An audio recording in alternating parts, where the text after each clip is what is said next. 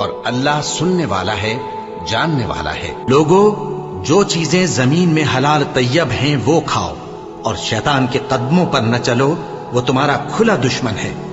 वो तो तुमको बुराई और बेहयाई ही के काम करने को कहता है। शैतान तुम्हें तंगदस्ती का खौफ दिलाता और बेहयाई के काम करने को कहता है, और अल्लाह तुमसे अपनी बख्शिश और रहमत का वादा करता है, और अल्लाह कुशाइश वाला है, सब कुछ जानने वाला है। और वो कि जब कोई खुला गुनाह या अपने हक में कोई और बुराई कर बैठते हैं तो अल्लाह को याद करते और अपने गुनाहों की बख्शिश मांगते हैं, और अल्लाह के सिवा गुनाह बख्श भी कौन सकता है, और जानबूझकर अपने अफाल पर अड़े नहीं रहते।